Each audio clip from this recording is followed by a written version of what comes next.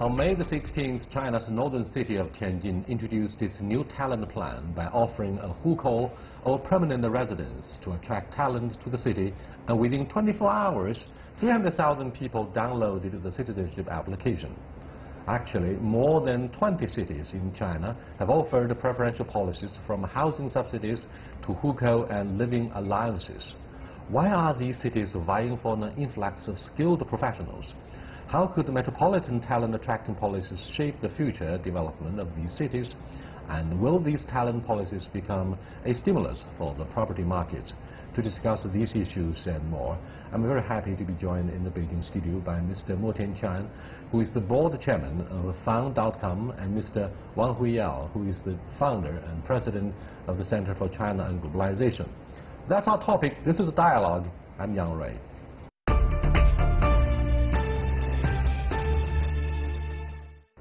Welcome to Dialogue, gentlemen. Harry, first of all, are you surprised with the impact of this event that went viral on the social media about the Tianjin that tries very hard to attract the talented people? Well, yes or no.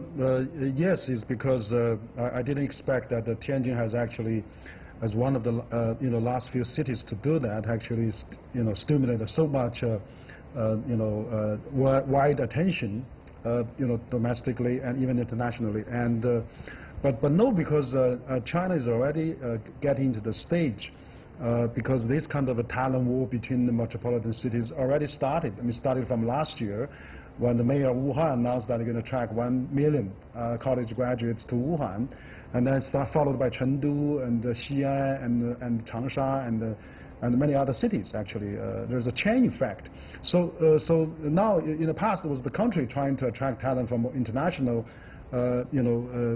areas, but now the municipal government and the regional government has realized that because for the innovation purpose, for the future development of the cities, and for the aging population, it's time to try to attract as many as possible young talent to the city. So that trend is there, and it's time for China to do that. So on the one hand, it may not be a little hastily. We see all the cities like Hainan also announced 1 million too, after President Xi gave a talk there. So I think that it's a tendency, it's a trend, but it has to be maybe more studied and researched before sound policy can be introduced. But what shocked people indeed was, ironically, that this policy from Tianjin municipal government has been reversed. It's been taken back somehow because citizenship, I mean, netizens in their thousands were gate crashing the offices, and therefore it was a crisis. It's a wake-up call. So what do you think of the policy hearing or consequences arising from missing policy consultation? Well, I think the policy impacted many people. Those new migrants to Tianjin and those already living in Tianjin for many years. 300,000 people in a short period of time, 1 week or so, or less than a week. It's a big number. So I believe if the government have done a better, smoother process in handling this, the effect will be much better. So that's the effect could have been much better. It could be much better. So that's my first response to your question. Recently, you are a member of the CPPCC, the top political advisory body, and from a policy consultation perspective, do you think what kind of specific lessons can leadership of Tianjin municipal government learn from? I think, number one, I think it's still a good thing for Tianjin's development. And Tianjin has been under pressure for its growth. I believe last year is about 1.9%. It's the lowest growth GDP among China's major provinces and the cities. So I think it's a right thing for Tianjin municipal government to do it. And that's one thing. And secondarily, the competition of talents, it's everything. All the cities and provinces areas, they're trying to develop there economically. they need talents to do that. So I think Tianjin is right to do this. But in the process, I think it will be better if they could have done several things. First, have the plan out before it's implemented, have it out there for a discussion period. And secondarily, if they can have some similar hearings, among different group of peoples, that will smooth the process better in another way. So those two things, if done, and we would have expected a better result than the current, kind of discussions or even crisis. But Harry, one thing that allegedly remains the competitive edge of an autocracy instead of democracy is the strong central authority that often refuses to conduct opinion polls before the implementation or drafting a major policy. Today, if we give too much attention to the process of policy hearing or policy consultation, then it's fast becoming what we call a process of democracy. And that means effectiveness of the policy execution will be seriously compromised. Look at the construction and boom of high-speed railway. If we had consulted local residents very often and intensively, then we would have had many more hurdles in the way of constructing the high speed. So what do you think of the structural conflicts here? Well, I think actually, if you say there's no consultation, probably is also not true, because this phenomenon has been going on for 2 years already, and there's a lot of debate in the public domain. There's NDRC even had a news conference for that. The government is not not aware of it. So I think because a lot of policy has been generated by different cities, Tianjin just improved that kind of policy with a maybe larger scale. So probably for the domestically on the municipality level, they should have a bit of internal discussion. But I think that the leadership is the essence of the time, because in Xi'an, if you're a college student, you will be grabbed to the Hukou registration station to have the registration. So grabbing the young talent, attract young talent, it's a competition. So there's not too much time to be wasted. And that's why I'm thinking that Tianjin is thinking probably, yeah, we're already the late starter. Whereas 20 cities already started that program. We are catching up. We are doing catch up. So, but they know they have an advantage that they close to Beijing, they close to Hebei, and all those developed areas. So I think that, and also they are doing that not one policy, but actually they are adjusting that. For example, the first they didn't require you have to transfer your document of file.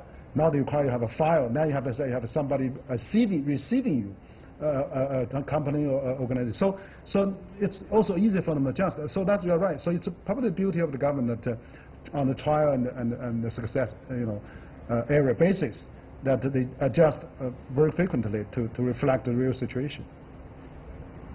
We've heard and discussed some cases concerning the poor governance of local authorities. For example, a few years ago in Shenzhen, the use of motorbikes was banned comprehensively overnight, causing an uproar in the online discussions about why policy hearings failed to be conducted beforehand, so that the costs of such policy executions could have been reduced drastically, so that public opinions would not have been so negative about the policy that was intended to be benevolent by nature. And another tragic case was the massive eviction of so-called low-end ordinary folks in Beijing. These poor guys, without the Hukou of Beijing, actually have been very helpful for the normal life of the city dwellers in Beijing. A third case is, of course, Tianjin. So eventually, by the end of the day, we have to ask ourselves, what's wrong with the issue of governance? Good governance of whatever political institutions could have been made possible. I mean, Vincent, we all receive education in the West, and we know the advantages and disadvantages of democratic procedures. But we are looking at the case of Tianjin, not at the case in isolation, I'm afraid. Well, I believe things in each country, each city or province, it's two-sides thing. Anything could have different opinions from different group of people. There will be objections from different other people at the same time. So I believe first, if the thing is right to do, even if there are oppositions, and I think you still need to insist on that, to implement that. If it's in the longer run, it's for the benefit. You insist that good dictatorship must be made possible under some circumstances. I would not use people that like you word, should be bossy. Should be bossy. So I think, well, execution is very important. We cannot just discuss, for a very long time and stay in there. And we have to make judgment. Sometimes it's a judgment court to make decisions. So I think execution is also very important. Of course, if we can, it's better to hear from voices from different aspects.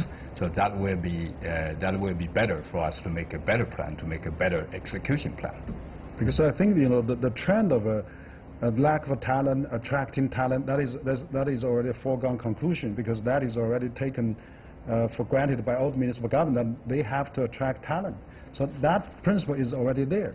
It's just as to whether 300,000 or 100,000 or 50,000 Tianjin municipal government didn't expect. I'm afraid the issue eventually is not whether good talents are necessary or not. There's a consensus that for the second tier and third tier cities in particular, they do need professionals to help build or facilitate the process of urbanization. The issue is the governance. I mean, how to formulate a good policy without causing so much negative comments and negative discussions. I mean, the negative discussions on the social media may threaten to destabilize the society, and that's a top concern for the Chinese Communist Party in the new era, I'm afraid.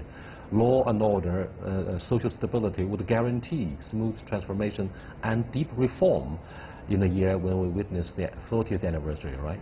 Yeah. No, I don't disagree with you. I think that, as we said, the policy of attracting talent among the municipality has been already debated and discussed for quite some time. I think in particular case like Tianjin, you're right. It does need a little bit reflection or readjustment. I think Tianjin municipal government is doing that. Once they found that there's so many overwhelming, the apps are paralyzed, and then they realize they have to maybe put new threshold, put more criteria. So they are adjusting hindsight wisdom. But hindsight wisdom also contributes to better decision making. But you are watching Dialogue with Mr. Wang Huiyao and Mr. Mo Tianquan. We are discussing why a policy that was intended to be good, to serve the local economic development, turned out to be very counterproductive. And the comments on the social media were very negative. When we come back, we'll take a second look at how to improve the policy decision-making process as well as the impact upon local property development. Stay with us, please. Welcome back. Vincent, urbanization largely depends on land revenue. Previously.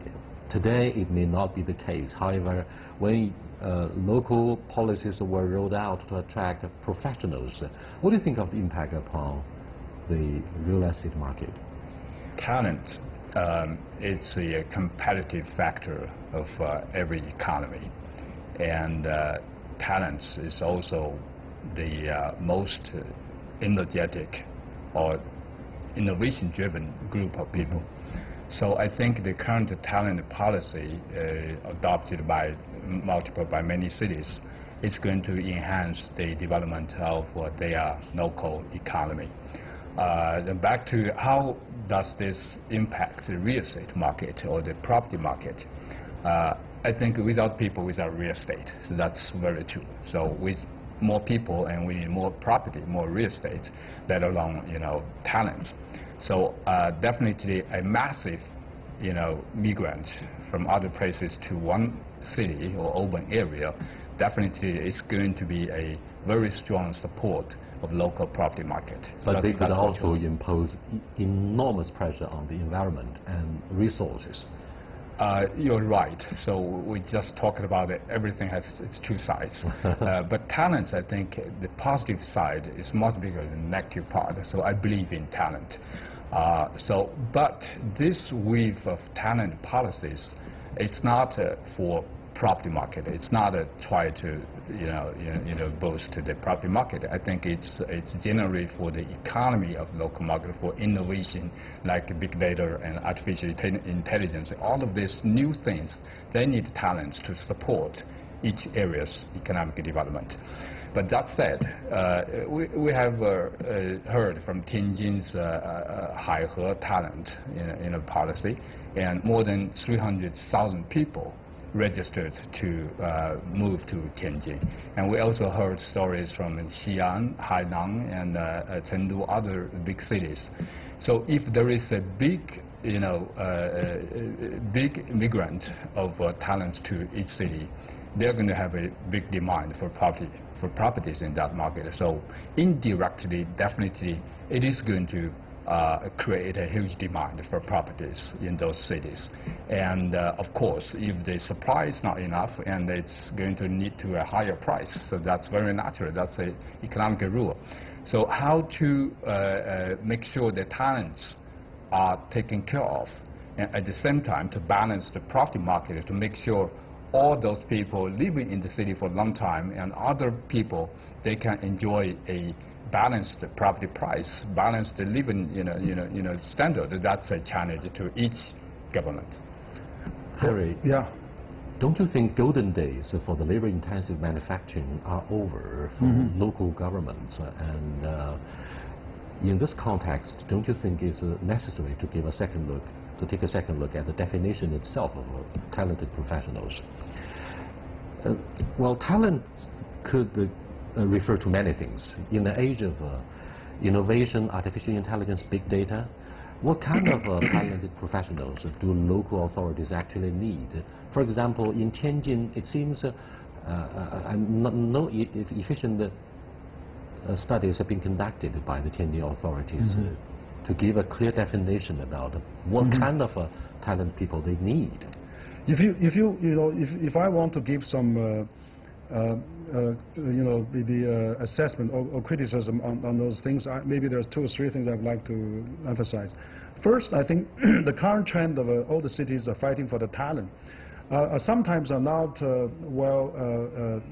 probably misleading, because when they say talent, they really normally say the college graduates or above. As a matter of fact, like in Shenzhen... Then the local university graduates in Tianjin would have felt humiliated, because they seem not to have been taken seriously as college degree holders. But there's more than that. For example, in Shenzhen, you have a 20 million population there. It's a migrant city. But then people with hukou is probably 5-6 million. So there's a majority have no hukou. But then among those who already stay there, they have a decent job, they have a stable income, they have lived there for many years. They have been highly skilled. They have been technicians or master of a certain technology. Those people should be granted a hukou, or rather than fighting to outside. Like also for Dongguan, 80 million people. There's only 2 million people have a hukou. So 6 million are skilled labor. But then they are already highly skilled labor. Why can't they stay in Dongguan? Is it high time for the Chinese government to seriously consider eliminating the hukou system? Absolutely. That's my second point, is that a lot of questions generally in Tianjin is because of the hukou, not because so many people want to go to Tianjin. Because the hukou in Tianjin is so close to Beijing, they are thinking of why having hukou so that children can go apply to university. They're still working in Beijing with half-hour distance to Tianjin. So somebody wants to take advantage of the system. But I think if you abolish the hukou, and also open the household land of the farmers, allow people in the city to go and buy. There's a lot of people who wants to go to the countryside, and then people who sell their house land in the farm side, which they should have at the same right as the people at the city have the property right, and then they can enjoy coming to the cities as well. So there's a lot of structural changes that needs to be taken place, and then that hasn't been done. So the same thing is in Beijing. We have about 20 million population. Well, Tokyo has 35 million. Seoul has 25 million. Excuse me, Harry and Vince. I'm afraid most of the overseas audiences fail to have a proper understanding about what hukou actually means in China, in terms of the policy, in terms of opportunities for jobs and education. Social welfare, yeah. Social welfare. Yeah. What are the what are the consequences arising from a lack of hukou in a I can give you a major urban area? I'll give you a vivid example. Like my nanny, who's been with us for 10 years. Mm-hmm. She has a daughter. We helped her to study in Beijing, the primary school. The primary school in Beijing is shrinking, is disappearing because of single child. But then yet she cannot go to the primary school in Beijing. We have to go through back door to get her in. Now she has to apply for the college now. She has to go back to Chongqing and then studying there because she's not allowed to take exam in Beijing. So a lot of people actually went to Tianjin is because for their children so that they can take exam in Tianjin for the high university entrance exam. So the system itself is flawed. It's a lot of problem.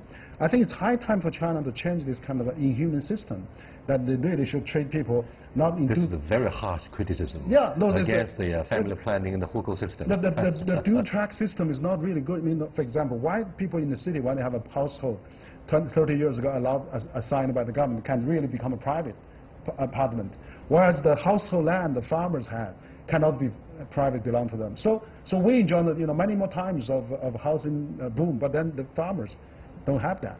So what's the importance of hukou for property developers? Frankly, I don't think a hukou has a big relationship with the property developers.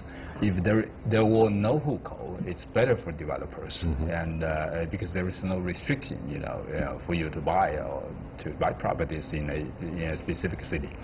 So, but we're talking about the talented professionals today. Talented professionals, housing allowances, subsidies from the local authorities will certainly serve as a policy incentives and have more brilliant young people to work for the local development, right? Of course, the recent talent policy, including Tianjin, Wuhan, Chengdu, and Xi'an, all of those cities, it's definitely a good thing to property developers. That's for sure. In one way, they created a mass base of property buyers there. With the current, property regulations. Wait a minute, Vincent.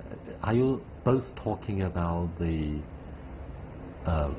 housing prices that are utterly unacceptable for young university graduates in the first-tier cities like Shanghai, Beijing, Shenzhen? Therefore, young people are giving a serious second thought to migrating to more promising second and third-tier cities.